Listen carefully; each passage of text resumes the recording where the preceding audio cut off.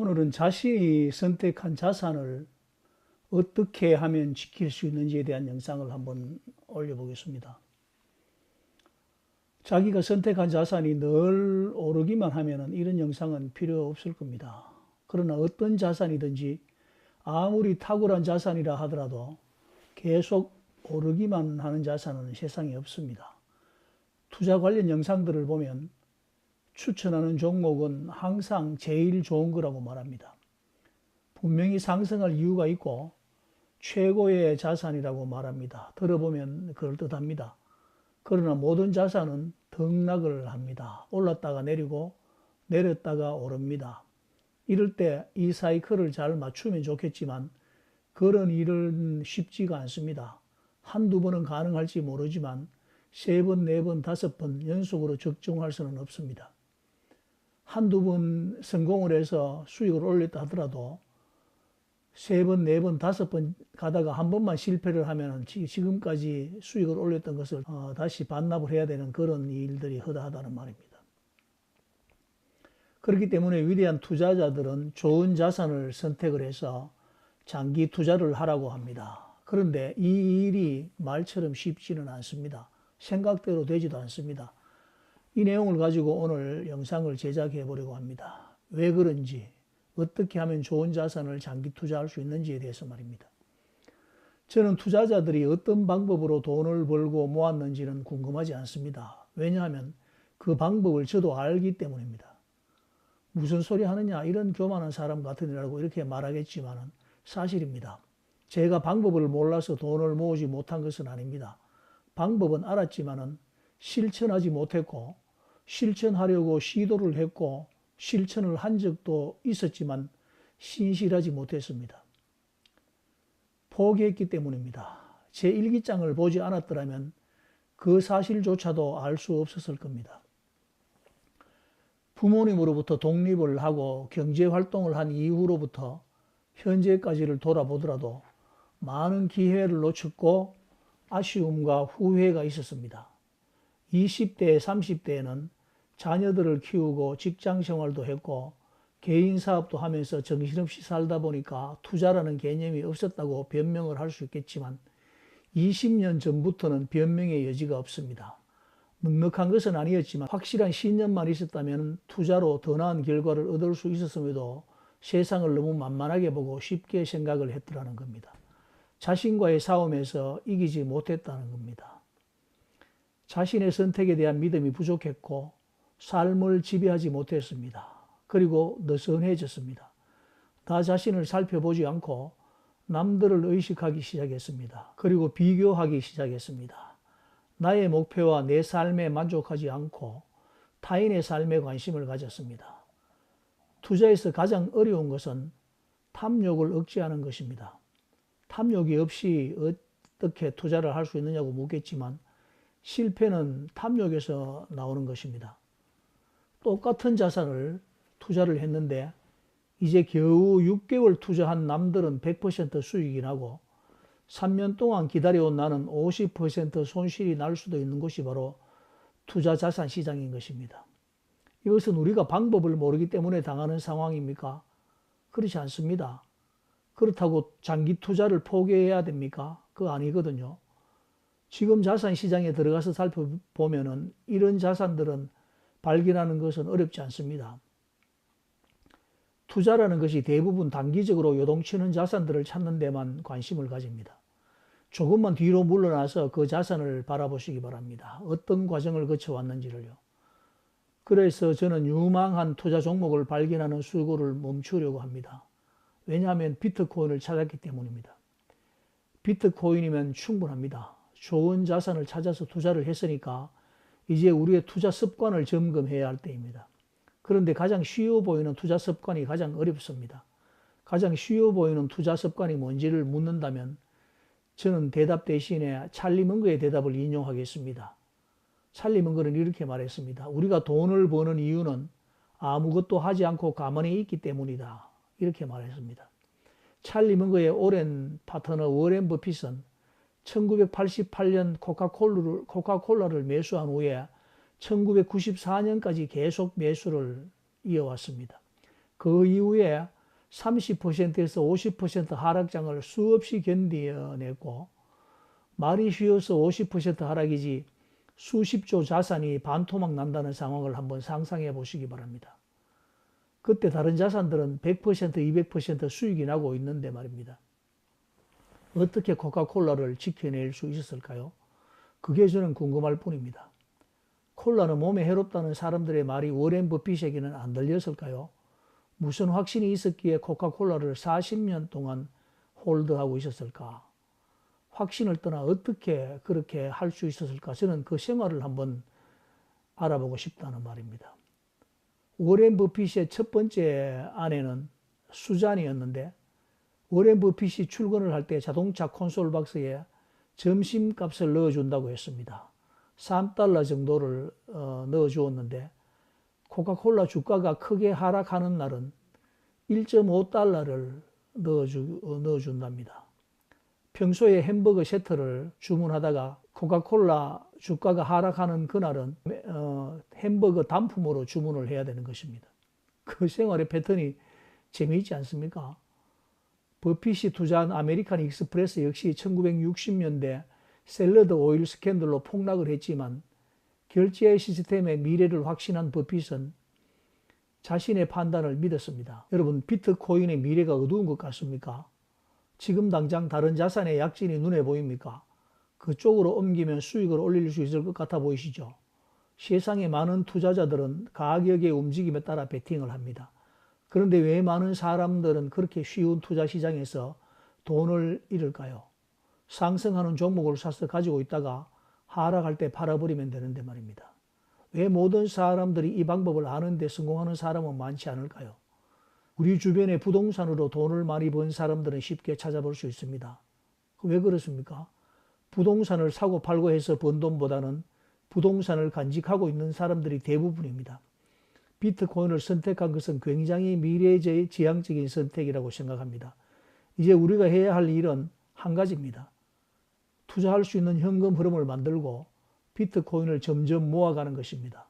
워렌 버핏이 1988년부터 1994년까지 6년 동안 계속 코카콜라에 투자를 늘려갔던 것처럼 말입니다. 그 다음 40년을 기다리는 것입니다. 다른 것은 몰라도 우리가 할 수 있는 일 아니겠습니까? 실현 가능한 방법이잖아요. 이러면 온갖 공격이 날아올 것 같습니다. 40년 살아있다는 보장이 어디 있느냐? 돈 써보지도 못하고 죽겠네. 돈 버는 목적이 잘 먹고 잘 서리는 것인데 써보지도 못하고 죽으란 말인가? 누구 줄 알았고 이런 투자를 한다는 말이냐? 이렇게 비난이 쇄도할 것 같습니다. 여러분, 돈을 펑펑 쓰면 행복합니까? 좋은 거 먹으면 얼마나 행복합니까? 비싼 거 먹으면 행복합니까? 잠시 만족할 수는 있어도 그것이 우리에게 행복을 가져다 주는 것은 아니라는 것을 여러분들도 아시지 않습니까? 잘 먹고 잘 사는 것이 뭔지 잘 생각해 보셔야 합니다. 여러분 자산이 늘어나는 것의 만족은 잘 먹는 것보다 큽니다. 소비하면서 얻는 행복보다는 자산이 늘어가는 행복이 더 클 수도 있습니다. 여러분, 이 세상에 2100만 개밖에 없는 비트코인입니다. 이건 변치 않는 사실입니다. 그 중에 내가 얼마를 확보하느냐라는 목표를 정하고 지금부터 그 목표를 향해 한번 도전을 해보시기 바랍니다. 비트코인의 가격이 좀 하락을 해도 내가 가진 비트코인의 지분은 변하지 않습니다. 사람들이 비트코인 사고 팔아서 수익을 올리는 것이 마음에 걸리시나요? 괜찮습니다. 그 사람들이 얻은 수익은 점점 더 가치가 하락하는 현금이고, 우리가 가지고 있는 비트코인은 가치가 하락하지 않는 자산입니다. 사고 팔아서 수익을 올린다는 말은 사고 팔아서 손실을 보는 사람들이 있다는 뜻이지 않습니까? 우리나라 사람들에게 서울의 강남은 어떤 의미입니까? 서울의 강남에 땅이나 집이 있는 사람들을 의미합니다. 강남, 저는 강남이라는 표현보다 뉴욕의 맨하탄이나 프랑스 남부 지중해 연안의 모나코 이야기를 많이 했습니다. 강남의 승자는 바로 강남의 부동산을 가지고 있는 사람들입니다. 비트코인의 승자는 바로 비트코인을 가지고 있는 사람들입니다. 비트코인 사고 팔아서 돈을 번 사람들은 아니라는 말입니다. 비트코인이 횡보한다고 팔고 지금 상승하고 있는 자산을 매수해도 몇 주, 몇 달이 지나면 그 자산 역시 하락하고 횡보한다는 것을 우리 모두는 알고 있습니다. 그런데도 그 길을 선택하겠습니까? 비트코인은 틀렸고 다른 자산이 좋다고 생각되십니까? 아니면 자신이 상승하는 자산의 순환을 다 마칠 수 있다고 생각을 하는지 잘 생각해 보시기 바랍니다. 제가 자신과의 싸움에서 이기지 못했다는 말이 무슨 말씀인지 말해 보겠습니다. 저의 20년 전 일기장들은 양지사에서 나오는 작은 수첩인데 연초에 문방구에서 양지사의 작은 수첩을 하나 사서 가지고 다닙니다.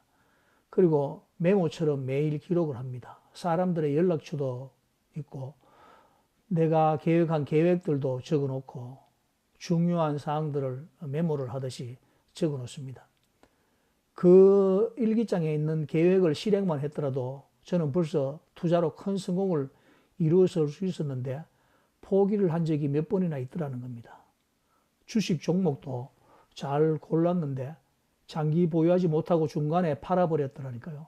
왜 팔았는지 모르겠습니다. 팔아버린 것은 대부분 지금 보면 수십 배 올랐습니다. 비트코인뿐 아니라 자신이 선택한 자산이 하락 횡보를 하고 있을 때 그 기간을 잘 넘길 수 있는 특별한 방법이 있을까요?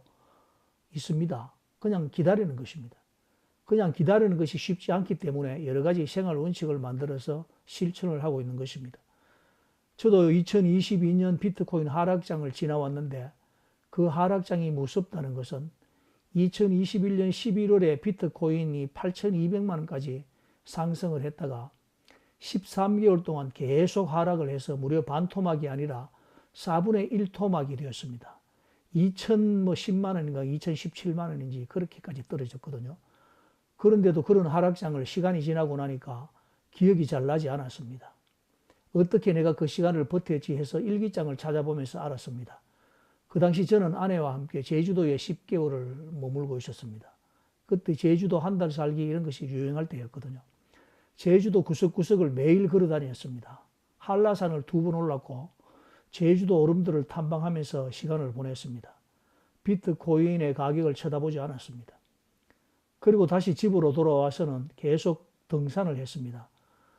영암 월출산에서부터 해남 두류산을 거쳐 서울에 있는 북한산까지 그리고 거의 일주일에 2~3번 등산을 했는데 진안 마이산 그리고 계룡산 그리고 영남 알프스의 1000m 이상 되는 봉우리 9개를 다 올랐고 팔공산, 덕유산 그리고 봉화 청량산, 해남의 달마산, 포항 인근의 비학산, 마산의 무악산, 합천 성주에 걸쳐 있는 가야산 그리고 보원의 속리산 이렇게 등산을 하다 보니까 비트코인에 대해서 좀 거리를 둘 수가 있었습니다. 이것이 아마도 비트코인을 지킬 수 있는 비결이 아니었을까 생각을 하게 됩니다. 위대한 투자자들의 방법이 특별하지 않고 우리가 알고 있는 방법이었습니다. 뉴스를 멀리하고 자신의 선택을 믿고 기다리는 것, 이것이 좋은 자산을 찾아 이리저리 헤매는 것보다 더 나은 방법이라는 것입니다. 예외가 없었습니다. 어느 누구도 이 자산을 매수해서 다시 저 자산으로 갈아타고 다시 팔고 저 자산으로 갈아타서 성공을 했다는 성공 스토리는 없습니다. 있다 하더라도 그것을 다시 적용할 방법이 없습니다. 그러나 좋은 자산을 발견하고 장기 투자하는 것은 언제든지 할 수 있는 것이고 성공 확률도 가장 높은 확실한 방법입니다. 그것을 할 수 있는 자신만의 생활 패턴을 만들어야 하고 실천할 수 있어야 합니다. 제가 비트코인 호들러 TV 채널을 운영하는 이유도 사실은 저의 지나온 실패와 무관하지 않습니다. 방심하면 잊어버리고 잊어버린다는 것은 골대를 생각하지 않는다는 말입니다. 골대를 염두에 두고 있어야 패스를 하든 드리블을 하든 목표가 생기는 것입니다. 그것이 타겟이 되는 거거든요. 목표가 모여서 골이 되는 것입니다. 저는 비트코인에 대한 가치를 잊어버리지 않으려고 공부를 하고 호들러 TV 영상을 구상하고 채널을 운영하고 있습니다. 제가 남은 여생에서 비트코인보다 더 나은 자산을 만날 수 없을 것 같다는 확신이 있고 비트코인의 탁월함은 분명히 세상을 바꿀 만한 저력이 있다고 생각하기 때문입니다. 나이가 들어서 그냥 생각만 하고 있다가 또 언제 비트코인을 놓쳐버릴지 모른다는 절박한 마음에 제가 할 수 있는 모든 것을 동원해서 유튜브를 선택했고 유튜브를 통해서 내가 하는 일을 알림으로 내 자신에 대한 책임도 지려고 하는 것입니다. 이 영상을 보는 많은 구독자님들도 이 채널을 통해서 조금이나마 용기와 도움이 된다면 그것으로 보람이 있는 것 아니겠습니까? 여러분들도 비트코인이라는 좋은 자산을 발견하는 것은 성공했습니다. 이제 어떻게 이 자산을 지켜갈 수 있을지 그것을 고민해야 할 때입니다. 비트코인이 오를 때 갖고 있다가 내릴 때 팔고, 금이 오를 때 금을 사서 갖고 있다가 엔비디아가 오를 때 금을 팔고 엔비디아를 사고, 은이 오를 때 엔비디아를 팔아서 은을 사고, 삼성전자가 오르면 은을 팔아서 삼성전자를 사고, 오늘처럼 한전 주식이 오르면 삼성전자를 팔아서 한전을 살 수만 있다면 얼마나 좋겠습니까? 그러나 그런 일은 일어나지 않습니다. 비트코인 같이 위대한 자산을 잘 간직할 수 있는 원칙을 만들어서 그 방법을 실천만 하신다면 투자로 성공할 수 있을 것입니다. 그날이 언제일지 잘 모르겠습니다. 사람들이 비트코인을 진정한 가치 저장 수단으로 인정하고 또 보편적으로 받아들이게 되는 시점이 말입니다. 그때 제가 살아있을지 제가 죽고 나서일지 알 수는 없지만 저는 이 선택에 대해서 후회하지 않을 겁니다. 어차피 사람들은 한 가지 일에 자신의 삶과 일생을 바치기 때문입니다. 평생을 천체 망원경으로 우주를 관측하다가 죽는 사람들도 많습니다. 모두가 혜성을 발견할 수 있는 것도 아닌데 말입니다. 곤충을 관찰하면서 평생을 보내는 사람도 있고 새를 관찰하면서 평생을 보내는 사람들도 있습니다. 모두 의미 있고 소중한 일을 하는 것입니다. 세상을 바꿀 어떤 현상을 보고 거기에 우리의 에너지를 쏟아부어 보는 것도 해볼 만한 일 아니겠습니까? 이 영상을 제작해 놓고 나니 이것을 올려야 하나 망설임이 있었습니다. 비트코인 투자로 돈 좀 벌려고 했는데 이 영상을 보니 내가 원하는 방향이 아닌데 이렇게 생각하는 분들도 계실 겁니다. 비트코인에 대한 확실히 떨어질 때 비트코인에 대해서 이렇게 생각하는 사람도 있구나 이렇게 봐주시면 감사하겠습니다. 구독해달라는 말씀을 드리기가 쉽지 않습니다. 비트코인 호돌이었습니다.